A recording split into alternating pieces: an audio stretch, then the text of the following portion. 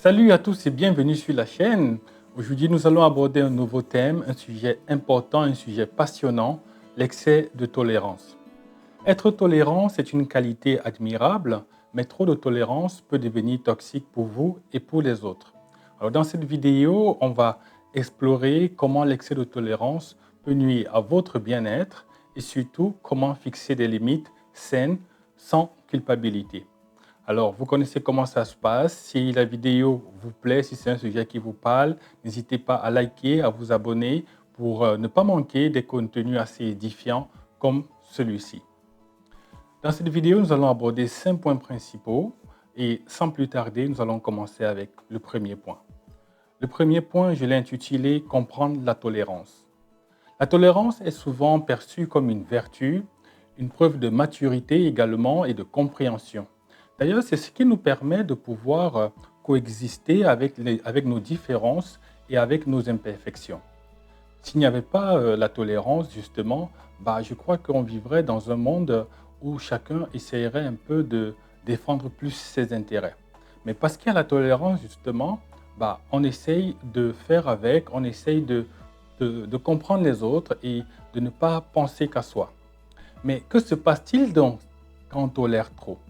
C'est là la question fondamentale et d'ailleurs c'est le sujet principal de cette vidéo. Alors cela peut conduire à des situations ou à une situation où vos propres besoins et vos limites sont constamment négligés. C'est donc là le problème de l'excès de tolérance. En voulant parfois être trop tolérant, il est possible que vous négligiez vos propres besoins, que vous ne sachiez plus où mettre les limites et que vous vous retrouviez un peu parfois à vous faire absorber, à être absorbé par les autres. Alors, ce qu'il faut donc retenir pour ce point, c'est que la tolérance doit être équilibrée justement par le respect de soi.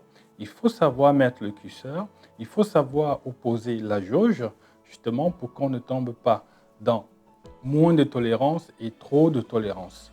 Il faut savoir trouver le juste milieu. Alors, il faut être clair dessus, tolérer ne signifie pas tout accepter. Parce qu'il y en a qui pensent que la tolérance, ça veut dire tout accepter, laisser tout passer, ou alors passer l'éponge sur tout et n'importe quoi et n'importe comment. Ce n'est pas ça la tolérance. La tolérance ne signifie pas tout accepter. Donc, passons donc au point numéro 2 de cette vidéo. Je l'ai intitulé « Les dangers de l'excès de tolérance ». Dans le point 2, les dangers de l'excès de tolérance. Alors, l'excès de tolérance peut avoir des conséquences négatives. Alors, premièrement, il peut créer des relations qui sont déséquilibrées. Des relations dans lesquelles vous vous retrouvez être la personne qui donne le plus et qui reçoit en général très peu ou alors qui ne reçoit même pas. Et je pense que vous avez certainement vécu ce genre de relation ou alors vous avez déjà vu ce genre de relation qui est totalement déséquilibré où vous avez l'impression qu'il y a une personne qui comprend l'autre et l'autre ne comprend jamais. Vous avez une personne qui fait toujours les efforts et l'autre qui ne fait jamais aucun effort. Vous avez une personne qui fait toujours plus de sacrifices et l'autre ne fait quasiment pas de sacrifices. Donc ça, ce sont des relations qui sont déséquilibrées mais justement, c'est voilà une des premières conséquences négatives, il faut le préciser, de l'excès de tolérance. L'excès de tolérance peut vous conduire à des situations où vous êtes dans des relations, bien vous vous retrouvez dans des relations qui sont totalement déséquilibrées. Je pense qu'à ces niveaux, vous commencez déjà peut-être à vous retrouver. Alors deuxièmement, l'excès de tolérance peut mener à ce qu'on appelle l'épuisement émotionnel. Car vous accumulez beaucoup de choses en vous, vous accumulez beaucoup de frustrations, vous accumulez beaucoup de choses qui ne vous arrangent pas et que vous essayez d'accepter, que vous essayez de laisser passer, ou alors que vous avez laissé passer et vous les gardez en vous. Ça fait que vous gardez en vous beaucoup de choses qui ne sont pas positives, beaucoup de choses qui ne vous arrangent pas, beaucoup de choses qui ne vous conviennent pas. Vous gardez en vous des regrets parfois, des regrets parce que vous avez fermé les yeux sur des choses ou alors sur des points sur lesquels vous ne souhaitiez pas de base fermer les yeux. Et aujourd'hui, ça vous met dans une situation où vous avez accumulé trop de choses en vous. Donc voilà les conséquences, voilà une deuxième conséquence négative de l'excès de tolérance. Alors enfin, l'excès de tolérance peut également l'excès de tolérance peut entraîner un manque de respect de la part des autres.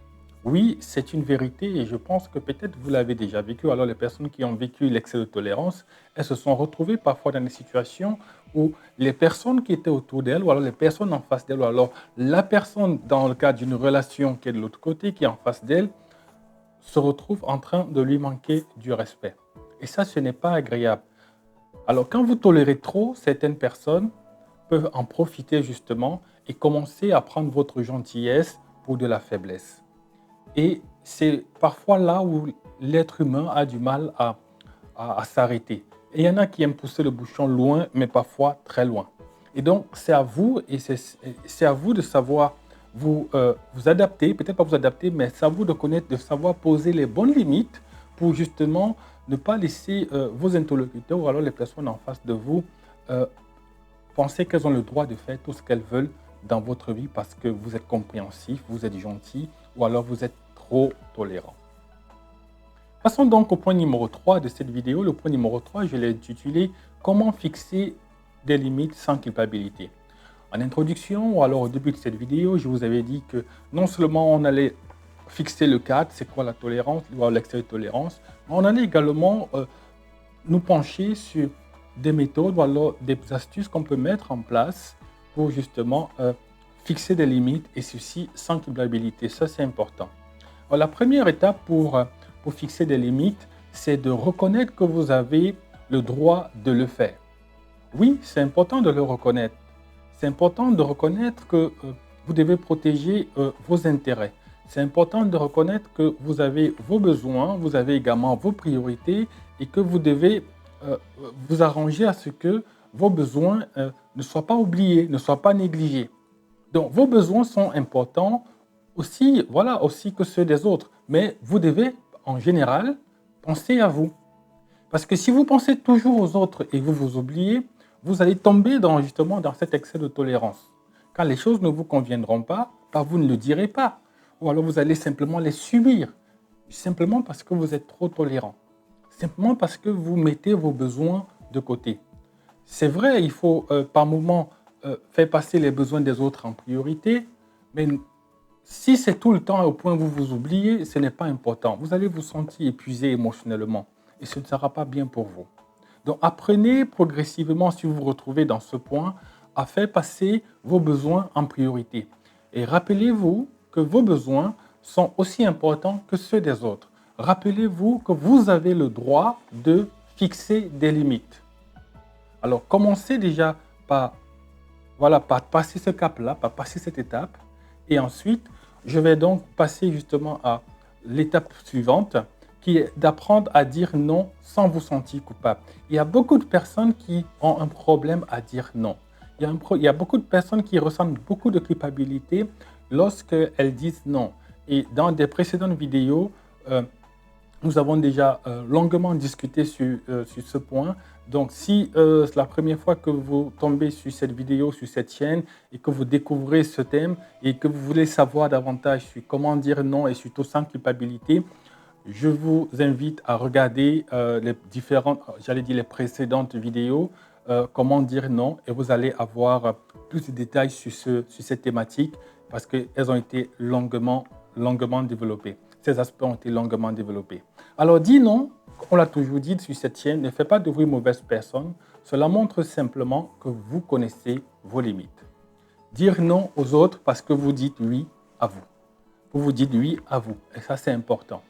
Alors, si vous passez le temps à dire oui aux autres et que vous vous dites non à vous, je crois que vous n'irez pas très loin.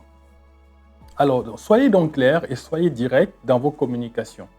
À titre d'exemple, au lieu de dire « je ne sais pas », dites plutôt « je ne peux pas accepter cela ». Vous voyez, c'est assez clair, c'est assez direct et c'est ferme. Donc, par contre, vous voyez une phrase comme « je ne sais pas », dans cette phrase, il n'y a pas une fermeté, il n'y a pas votre décision, il n'y a pas votre intention au final. Mais lorsque vous dites par exemple « je ne peux pas accepter cela », la personne en face de vous comprend en fait que vous vous êtes positionné. Et c'est important de prendre position. C'est important de fixer vos limites. Lorsque vous dites « je ne peux pas accepter cela », ça veut dire là tout de suite qu'il y a des choses que vous pouvez accepter et des choses que vous ne pouvez pas accepter. La personne en face de vous tout de suite le comprend. Donc c'est clair, c'est direct et c'est ferme.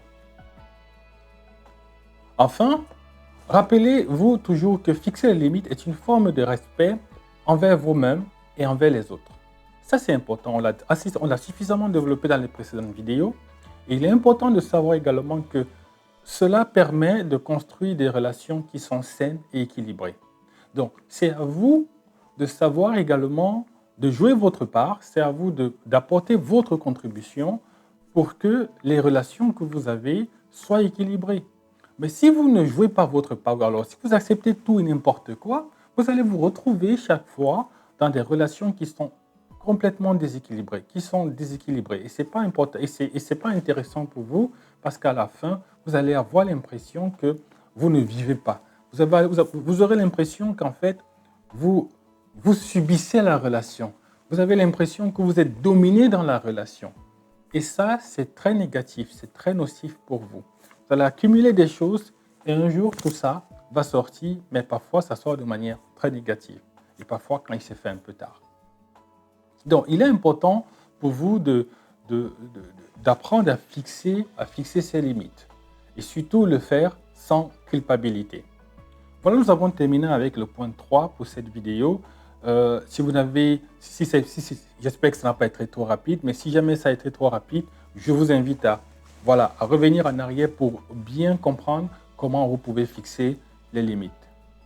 Allons donc au point 4 maintenant et essayons de découvrir ensemble quelques exemples concrets pour se fixer des limites. Alors, le point 4, je l'ai nommé « Exemple concret de limites à fixer ». Alors, on va prendre ici le premier exemple. Si vous remarquez par exemple que vous êtes toujours celui qui accepte les tâches supplémentaires, par exemple au travail, ok, apprenez à dire « J'apprécie que vous pensiez à moi, mais je ne peux pas en prendre plus en ce moment. » Ou alors, je ne peux pas en prendre en charge, je peux pas prendre plus de charge de travail en ce moment. Donc, vous voyez, je pense que c'est des situations qui vous sont arrivées, peut-être dans la vie professionnelle, sur votre lieu de travail, ou alors, je ne sais pas, dans vos relations sociales. Parfois, vous vous retrouvez un peu surchargé. Et donc, dans ce genre de cas, vous commencez toujours par dire merci, merci, c'est sympathique d'avoir pensé à moi, mais je ne peux pas prendre cette tâche en ce moment, j'en ai déjà assez, ou alors je n'ai pas les ressources nécessaires pour en faire davantage. N'hésitez pas à vous positionner, n'hésitez pas à fixer des limites parce que c'est vous qui savez ce que vous vivez, c'est vous qui savez la pression que vous ressentez. Alors, tant que vous ne dites pas aux gens que vous ressentez trop de pression en ce moment, alors qu'on vous met trop de pression, les gens ils vont continuer à vous mettre à cette pression. Ok? Donc, c'est important que vous fassiez votre part, c'est important que vous ne restiez pas silencieux, ok, dans ce jeu-là, dans ce jeu relationnel. Il faut vraiment jouer votre part, il faut faire attention à vous, assurez-vous de ne pas vous faire dévorer entre guillemets, bien entendu. Dans vos relations personnelles, si quelqu'un, par exemple, vous manque de respect, ou bien vous manque du respect régulièrement, dites, par exemple, « Je tiens beaucoup à cette relation, mais je ne peux pas tolérer ce genre de comportement. » Alors, vous voyez, une phrase comme celle-là, vous prenez le temps de dire à la personne en face, « Écoute, la relation qu'on partage, j'y tiens, mais ce comportement-là, ou alors cette attitude-là, je ne peux pas tolérer, je ne peux pas l'accepter. » Ça permet justement à la personne en face de faire un choix. Si cette personne tient également à la relation, elle fera de son possible pour s'améliorer. Elle va faire tout ce qui est en son possible pour que les choses s'améliorent. Elle fera tout pour que, pour changer son comportement, alors pour changer son attitude. Ainsi, la relation pourra continuer. Il y aura ce qu'on appelle justement une restauration de cette situation qui est un peu embarrassante. Mais si la personne continue dans une attitude qui n'est pas intéressante ou alors qui ne vous convient justement pas, alors que vous lui avez dit « je n'apprécie pas cela, je ne tolère pas », ça veut simplement dire que cette personne n'a pas de considération pour vous. Vous avez la preuve réelle que son manque de respect, il est profond. Vous avez la preuve réelle que son manque de considération envers vous, il est palpable, il est profond, il est concret, il est tangible. Et donc, à vous de tirer les conclusions de ce genre de comportement, de cette attitude. Il est important de dire les choses. de mettre des mots sur ce que vous ressentez, sur ce que vous avez dans votre cœur. Et une fois que vous avez bien dit les choses, vous avez été clair, vous avez été concis, vous avez été direct, vous avez été ferme, vous donnez la possibilité maintenant à la personne en face de vous de pouvoir justement faire un choix. Un choix qui vous permettra vous aussi de savoir comment poursuivre votre relation. Donc, soyez ferme, mais courtois, c'est important. L'objectif ici est de communiquer clairement vos attentes sans provoquer de conflits inutiles. On l'a déjà dit dans cette vidéo, dans les précédentes, on l'a déjà dit dans cette chaîne, dans les précédentes vidéos, il est possible de rester ferme, d'être ferme, mais de rester courtois, et en même temps de rester courtois, en même temps de rester poli. Donc, vous n'avez pas besoin de provoquer un conflit qui ne sert à rien, non. On a dit dans cette chaîne une fois de plus qu'il est possible de bien placer vos mots, de bien adresser un problème, sans pour autant créer un nouveau problème, juste en sachant communiquer. Donc, si vous apprenez, si vous savez comment communiquer, si vous savez comment adresser le problème principal et non générer un nouveau problème, voilà des actions claires, voilà une action claire que vous pourrez mettre en œuvre, que vous pouvez exploiter, que vous pouvez utiliser pour justement apprendre à fixer des limites à l'excès de tolérance. Donc, je crois qu'on en a assez parlé, je crois qu'on s'est assez étendu sur ce quatrième point. Nous allons sans plus tarder prendre le cinquième point de cette vidéo. Le point numéro 5, ce sont les bénéfices de la fixation des limites. Fixer des limites, comme on l'a dit plus tôt, au début de cette vidéo, permet de préserver justement votre énergie et votre santé mentale. Oui, c'est important, parce que voyez-vous, si vous ne fixez pas les limites, comme on a dit à un moment donné, vous allez accumuler beaucoup de choses, votre santé mentale prendra un coup, vous allez dépenser beaucoup d'énergie dans cette relation, vous allez beaucoup souffrir à l'intérieur de vous, et en fait, c'est vous qui ne serez pas bien. Votre santé prendra un coup. Alors, en fixant donc ces limites, vous devenez davantage plus équilibré, mais surtout plus épanoui dans vos relations. Il ne faut pas vous retrouver dans des relations où c'est vous qui donnez toujours, c'est vous qui faites trop, c'est vous qui faites énormément. Non, ce n'est pas équilibré du tout. Par contre, quand vous fixez les limites, quand vous prenez le temps de mettre les bornes, de bien cadrer, de mettre le périmètre, de bien cadrer les choses, vous vous retrouvez dans une relation qui sont totalement équilibrées et qui sont épanouies. Et vous vous sentez léger dans ce genre de relation. Vous sentez que les choses vont bien parce que les choses coulent. Parce que vous ne vous retrouvez pas dans une relation où vous avez l'impression d'être constamment vidé. Par ailleurs, les gens commenceront à vous respecter. Ils vous respecteront davantage parce qu'ils comprendront que vous avez des standards clairs. Alors, tant que vous n'avez pas des standards clairs, les gens ne vous respecteront pas. Ils feront tout ce qu'ils veulent. Et je dis toujours, sur cette chaîne, je l'ai toujours dit, c'est vous qui décidez de la manière avec laquelle les gens vous respectent. Si vous vous respectez vous-même, si vous avez des standards qui sont clairs, qui sont bien communiqués à votre entourage, les gens ils vont vous respecter parce qu'ils savent comment vous fonctionnez, ils connaissent vos standards. Mais si vous n'avez pas de standards, si vous n'avez aucun cadre, aucune ligne de conduite, eh bien, les gens feront tout ce qu'ils veulent avec vous. Donc, dès aujourd'hui, si vous avez l'impression qu'on fait tout n'importe quoi dans vos vies, alors arrêtez-vous un instant et réfléchissez sur comment vous allez corriger les choses. Commencez par fixer les cadres, commencez par établir des standards clairs, communiquez-les, respectez-vous vous-même et vous verrez que les gens en face de vous vont commencer à vous respecter également. Et donc, en fixant des limites, vous vous ouvrez également à des restrictions, à des relations, j'allais dire, plus authentiques, où chacun est conscient des attentes de l'autre. Ça, c'est très important. Nous voici donc arrivés au thème des 5 points, comme je l'ai dit en début de vidéo, qui devaient être développés. Et donc, en conclusion, qu'est-ce qu'on peut dire? C'est que on peut dire que l'excès de tolérance peut être dangereux, mais vous avez le pouvoir de changer cela en fixant des limites claires et en respectant aussi vos propres besoins. Ça, on l'a dit. Deuxième chose, n'oubliez pas que vous n'avez pas à tout tolérer. Non. On a dit également que tolérer ne veut pas dire tout accepter et tolérer ne veut pas dire se sacrifier. Donc, pour être une bonne personne, vous n'avez pas besoin d'être dans l'excès de tolérance. D'ailleurs, l'excès de tolérance ne fera jamais de vous une meilleure personne. Et si vous avez été, ou alors si vous êtes une personne qui fait dans l'excès de tolérance, vous allez certainement me confirmer ces propos, que ça ne fait pas de vous aujourd'hui une meilleure personne. Donc, le respect de soi, le respect de votre personne, le respect de soi, il est essentiel pour une vie qui est équilibrée et saine. Donc, si vous avez trouvé cette vidéo utile, n'oubliez pas de liker, n'oubliez pas de vous abonner et de partager vos propres expériences. Ça m'intéresse de savoir si vous avez déjà vécu cette situation d'excès de tolérance, comment vous avez géré tout ça. Et j'aimerais bien savoir comment comment ça se passe dans vos relations de manière générale. Est-ce que vous avez vécu des relations déséquilibrées? Comment est-ce que vous avez solutionné votre problème? Donc, d'ici là, je vous dis ciao et à la prochaine vidéo.